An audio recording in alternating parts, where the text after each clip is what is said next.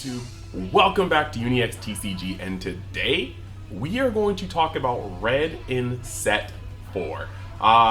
Yeah, we got some things to talk about and some expectations to set for the new meta coming up in September.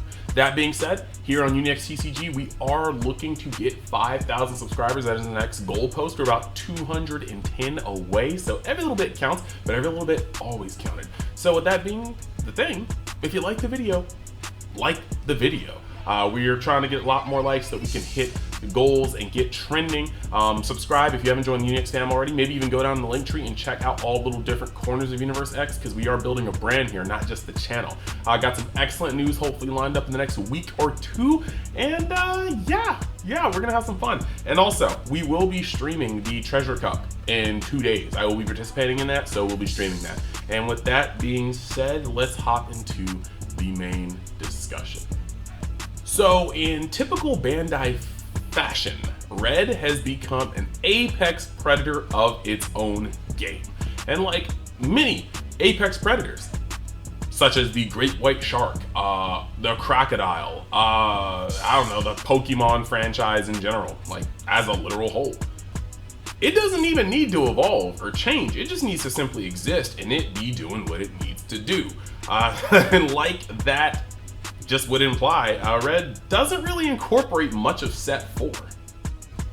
Alright, so like I said, there are going to be some cards that are used from this set in Red, or some that can be some nice alternatives.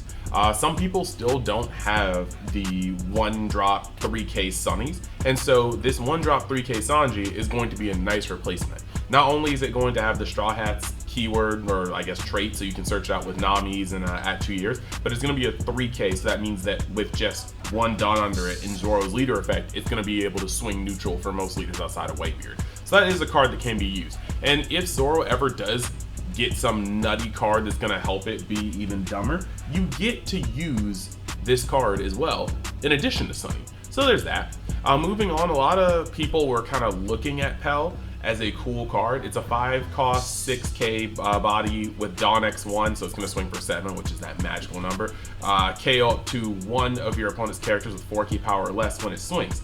However, one of the kind of big issues about this is that at 5 cost and 6K power, this guy is pretty much vulnerable to almost every single good piece of destruction in the game. Like, if they destroy based off of cost in black and purple, 5 cost is that sweet spot. If it just gets destroyed by red cards, it's going to be destroyed easily by red with 6K power.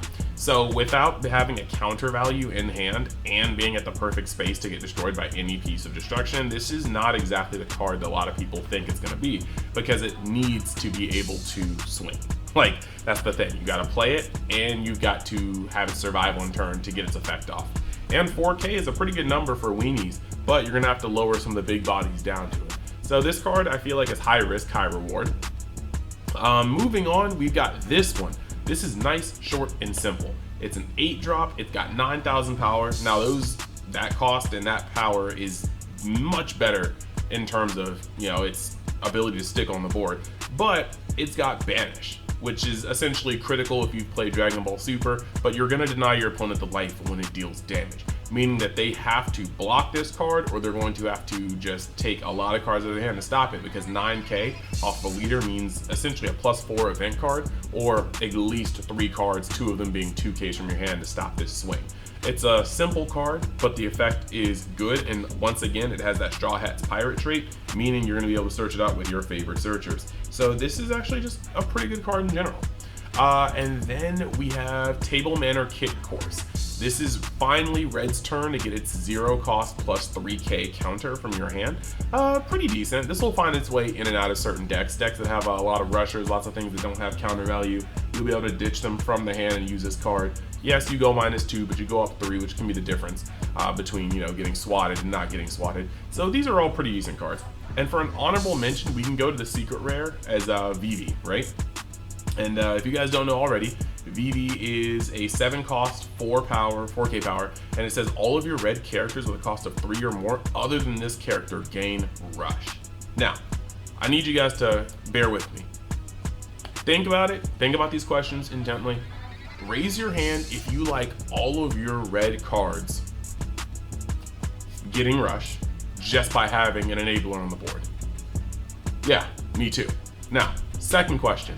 Raise your hand if you like tapping 7 for your opponent to tap 3 to 4 and blow this card up. Yeah, I didn't think so. Like, this is a really cool looking card and its effect is really cool. But on a 4K body, you can get 1 for 1, 2 for 1. There is no worse feeling than playing this for 7 and then playing a 3-drop and then swinging a 3-drop and being like, yeah, I am that dude. And then having your opponent tap 3, discard an event card, and play Fire Fist and blow up both your swinger and your secret rare. Because Fire Fist destroys a 5K and a 4K. So, no, this card is not it.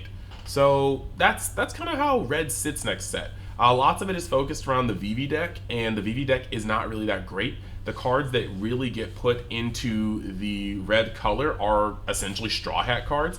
And yeah, so red falls short this set, and I'm not that mad because red has not fallen short since set 1. Set 1, 2, and 3, red was a powerhouse as Bandai generally intends it to be. So let's actually just go to the Mystic TCG ad. I want you guys to see my sponsor and the best place to get sealed product or singles if you go on TCG Player. And after that, we'll kind of wrap up the video and just kind of talk about red going into the next format. So let's talk about Mystic TCG, your one-stop shop for all your TCG needs. On the site, you can buy or pre-order plenty of sealed product for plenty of games. Just make sure though, if you're pre-ordering, to give it 3 to 4 months in advance to start looking, because sometimes the product is indeed hot, supply and demand, you know. And then if you want to buy singles, go on tcgplayer.com. There's going to be a link in the description where you can buy for the best value. And if you want to sell cards or collections, you can message them on their Facebook site so you can get the best bang for your buck on any type of way you want to buy or sell cards. And then while you're at it, you can use the code UNIXTCG at checkout to get even more of a discount. So hey, what are you waiting for? Check out Mystic TCG today.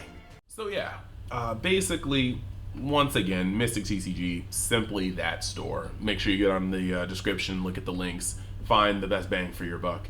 Now, moving back over to just the meta and whatnot, I think it's all safe to say that we know that red is still just that color. You have the other colors coming up around it, and that's what really changes the next format. We're going to do a blue-yellow queen video next set, or for the next set, and you guys will be able to see how blue starts coming back into the fold.